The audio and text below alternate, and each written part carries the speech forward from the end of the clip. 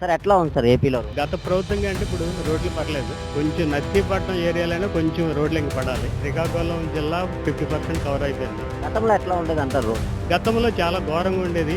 ఆ జడ్జిలు మా ఇద్దరు ఫ్రెండ్స్ కూడా రోడ్ యాక్సిడెంట్ అయిపోయి ఇప్పటి వరకు కూడా కోలుకోలేదు. గతంగా అంటే ఇప్పుడు పర్లేదు. సార్ ఎట్లా ఉంది సార్ ఏపీలో రోడ్? ఏపీలో రోడ్స్ గత కంటే ఇప్పుడు చాలా బాగుంటుంది. గతంలో అంటే పోర్చలేదు, మరి సరిగ్గా పోర్చలేదు.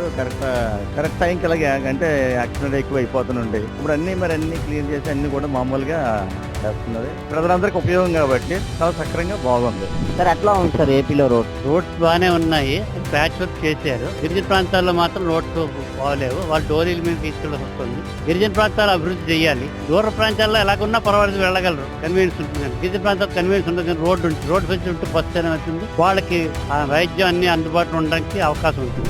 ఏపీలో రోడ్లు అయితే మట్టికి జస్ట్ ముందు బాలేదు, ఇప్పుడు మట్టికి చాలా నీట్ గా కింద నుంచి తీసి రోడ్లు చక్కగా వేస్తారు. ఎందుకంటే ఉన్న రోడ్లు వాటి మీద వేసుకుంటా ఆ రోడ్లు ఏం చేస్తారంటే మొత్తం కింద నుంచి మొత్తం తీయించి మళ్ళా రోడ్లు వేయడం వల్ల అది మినిమం 10 years వరకు మళ్ళీ రోడ్డు చూడవసరం లేదు అన్న రీతిలో రోడ్డు ఇప్పుడు చక్కగా వేస్తున్నారు. ఈ గవర్నమెంట్ వచ్చిన తర్వాత చాలా చక్కగా చేస్తున్నారు. ఎట్లా ఉందన్న మన చంద్రబాబు నాయుడు పరిస్థితి? బాగానే ఉంది. రోడ్లు కూడా బాగున్నాయి. కూటమి ప్రభుత్వం వల్ల చాలా బాగానే ఉంది. మీరు పవన్ కదా అందుబట్టి. గతంలో ఎట్లా ఉండేది రోడ్స్ కానీ? గతంలో మాత్రం పెద్ద బాగలేదు. ఎక్కడ పట్టించుకోలేదు, ఎమ్మెల్యే కూడా ఎవరు పట్టించుకోలేదు. బాగా యాక్సిడెంట్ బాగా అయ్యాయి. ఇప్పుడు చాలా బాగానే ఉంది. అక్కడ ఉంది, ఏమైనా చేస్తున్నారు అక్కడ కూటమి కాబట్టి. గత ప్రభుత్వం మీరు చూశారు, ఇప్పుడు మార్పు ఏమైనా కనబడి? కనిపిస్తుంది, రోడ్లు వేయటం అది అంతా తర్వాత కూడా మార్పు వస్తుందని అనుకుంటున్నాను. సార్ ఇప్పుడు గతంలో చూసినట్లయితే పరిశ్రమలన్నీ వెనక పడిపోయాయి. పరిశ్రమలు తేడానికి నారా లోకేష్ గారు చాలా కృషి చేస్తారు. ఎట్లా ఉండబోతుంది పిల్లలకి నిలిచే? పిల్లలకి అంతా మంచి చేస్తారని అనుకుంటున్నాను. అతను మాటలు తీరైతే పిల్లలకి మంచి చేస్తామని అంటున్నారు, చేస్తానని అనుకుంటున్నాను. సార్ ఎట్లా ఉంది సార్ ఏపీలో? రోడ్లు కొద్దిగా పర్వాలేదండి. అప్పుడు మీద పవన్ కళ్యాణ్ వచ్చిన తర్వాత కొంచెం బాగుంది.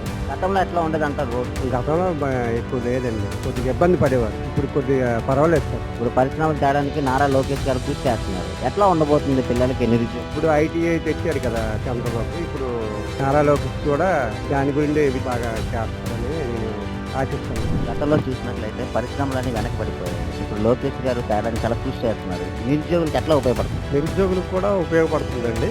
అదే వాళ్ళు ఏంటంటే లంచాలు, ప్రతి కంపెనీ నుంచి లంచాలు ఆశించేవాళ్ళు. ఆ లంచాల కోసం కంపెనీ వాళ్ళు వెనక్కి వెళ్ళిపోయేవాళ్ళు.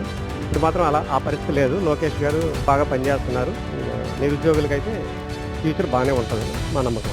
చంద్రబాబు నాయుడు హయాంలోని ఈ 5 సంవత్సరాల పరిపాలన ఎట్లా ఉండబోతుంది? పరిశ్రమలు కానీ, ఒక రోడ్లు కానీ, తర్వాత డెవలప్మెంట్ విషయంలో కానీ ఎట్లా ఉండబోతుంది? రోడ్స్ చూసుకుంటే రూరల్ సైడ్ కానీ కొంతవరకు పంచాయతీరాజు ఇవి చూసుకుంటే బాగానే జనరల్ నుంచి ఫండ్స్ తెచ్చి వీళ్ళు చేస్తున్నారు, స్టార్ట్ చేశారు బాగానే. రోడ్స్ లాస్ట్ టైం బాగుండేవి కాదు, ఓన్లీ వెల్ఫేర్ మీద ఆధారపడి ఉండేది లాస్ట్ గవర్నమెంట్. ఇంకా డెవలప్మెంట్ వైపు అడుగులు వేస్తాం అనే టైంకి వాళ్ళు లూజ్ అయిపోయారు, వాళ్ళు ప్రతిపక్షం ఉండిపోయారు. వీళ్ళు ఇప్పుడు అవకాశం వచ్చింది, వీళ్ళు బాగా చేసుకుంటే బాగుంటుంది. ఫైనల్గా జనాలకు మంచి జరగాలి.